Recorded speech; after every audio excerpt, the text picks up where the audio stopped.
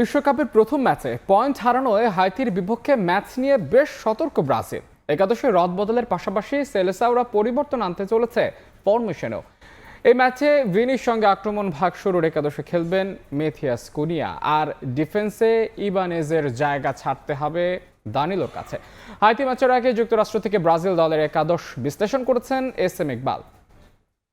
Brazil মরক্কোর বিপক্ষে যেভাবে বিশ্বকাপ শুরু করেছে তাতে অবশ্যই দুশ্চিন্তাগ্রস্ত টিম ম্যানেজমেন্ট, আর তাই হাইতির বিপক্ষে মাঠে নামার আগে একাদশ এবং কৌশলেও পরিবর্তন আনতে চলেছেন কার্লো আনচেলত্তি। শুরু করব ডিফেন্স লাইন দিয়ে, কেননা গোলপোস্টের নিচে কোনো পরিবর্তন আসছে না, সেখানে অভিজ্ঞ লিসন বেকারের উপরই আস্থা রাখতে চলেছে টিম ম্যানেজমেন্ট। তবে ডিফেন্স লাইনে একটি পরিবর্তন আসছে, রজার ইবানেজ তাকে জায়গা ছেড়ে দিতে হচ্ছে দানিলোর কাছে।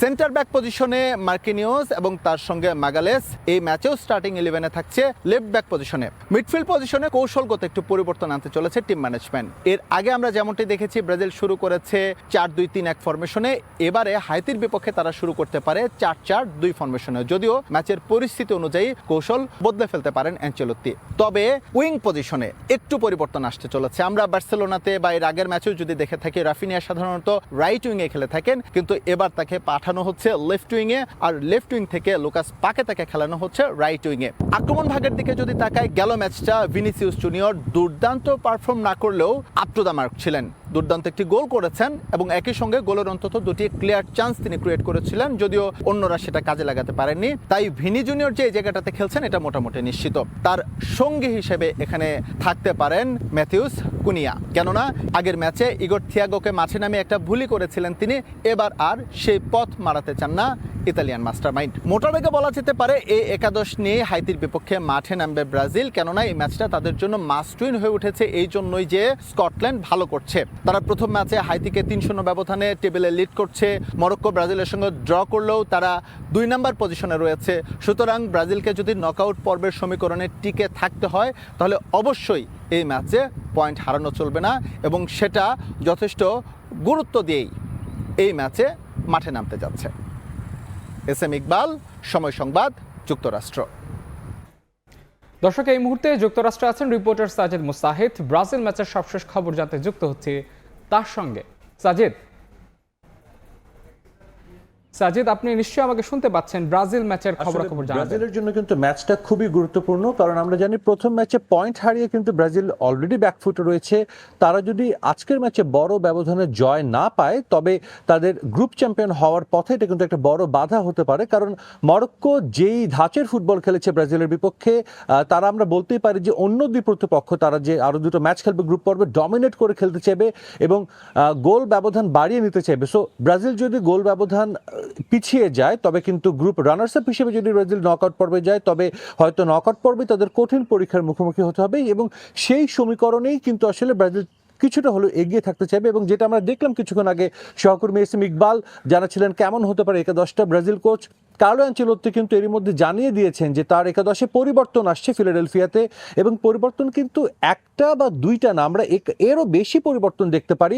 একটু জানিয়ে দিতে চাই যে পরিবর্তনগুলো আসলে কোথায় হতে পারে। আমরা জানি গত ম্যাচে ব্রাজিল কিন্তু একদম আন্ডার পারফর্ম করেছিল, এবং ব্রাজিলের যেই স্কোয়াড নিয়ে তারা ওয়ার্ল্ড কাপে খেলতে এসেছে, সি গ্রুপে তাদের এই স্কোয়াডের গড় ফুটবলারদের বয়সটা কিন্তু সবচেয়ে বেশি, 28 বছর বয়সেরও কিন্তু বেশি, এবং তাদের ব্যাকফোরে যে 4 জন গত ম্যাচে খেলেছিল এদের মধ্যে শুধুমাত্র গ্যাব্রিয়েল মাগালাস এই একজন ফুটবলারের বয়স ছিল কিন্তু 30-এর নিচে।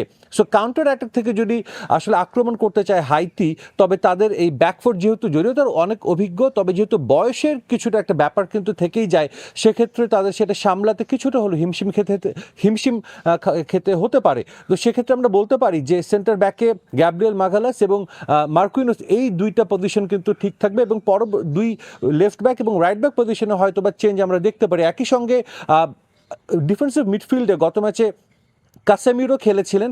কাসেমিরো কিন্তু আমরা জানি যে কোচ কার্লো আনচেলত্তির খুব পছন্দের একজন খেলোয়াড়, কারণ আমরা জানি যে কাসেমিরো রিয়াল মাদ্রিদে ছিলেন, কার্লো আনচেলত্তির অধীনে খেলেছেন, এবং তিনি কিন্তু গত মৌসুমটাও ক্লাব ফুটবলে ভালো কাটিয়েছিলেন, কিন্তু তার performance up to the mark ছিল না। সেখানে আমরা দেখতে পারি ব্রুনো গিমারেস তিনি থাকবেন, তিনি অটোমেটিক চয়েস ব্রাজিল দলে। তার সাথে হয়তো আমরা দেখতে পারি ফাবিনিও কিন্তু লিভারপুলে লম্বা সময় কাটিয়েছেন, অভিজ্ঞ ফুটবলার। গত ম্যাচেও তিনি নেমেছিলেন বদলি হিসেবে। এরপর অ্যাটাকিং মিডফিল্ড মিডফিল্ড যদি আমরা পজিশনে বলি, ভিনি জুনিয়রের কথা বলতেই হয়। গত ম্যাচের ম্যাচ সেরা তিনি, পুরো মাঠ জুড়ে কিন্তু খেলেছিলেন, যেমন আক্রমণ করেছেন, বল তৈরি করে দিয়েছেন, একই সঙ্গে তিনি ডিফেন্সেও কিন্তু এসেছেন যখন প্রয়োজন পড়েছিল। তো সবকিছু মিলে আমরা বলতে পারি রাফিনিয়া, লুকাস পাকেতা এবং ভিনি জুনিয়র, এই তিনজনের যে অ্যাটাকিং মিডফিল্ড বা যে উইং পজিশনটা রয়েছে, এখানে আসলে রাফিনিয়া এবং ভিনি জুনিয়রের স্থানটা একেবারে পাকাপোক্ত। তবে লুকাস পাকেতার জায়গায় হয়তো একটা পরিবর্তন আসতেও পারে, কিন্তু কার্লো আনচেলত্তি এই বিষয়টা কিন্তু এখনো রহস্য রেখেছেন। তবে একটা জায়গায় পরিবর্তন আসছে স্ট্রাইকিং পজিশনে, সেটা অনেকটা নিশ্চিতই। গত ম্যাচে ইগর থিয়াগো খেলেছিলেন, ব্রেন্টফোর্ডের স্ট্রাইকার, কিন্তু একেবারেই তিনি প্রত্যাশা পূরণ করতে পারেননি। পুরো ম্যাচে 62 মিনিট আসলে তাকে বদলি হিসেবে নামানো হয়, বদলি হিসেবে তাকে তুলে ফেলানো হয়। তার বদলি হিসেবে নামেন মাথিউস কুনিয়া।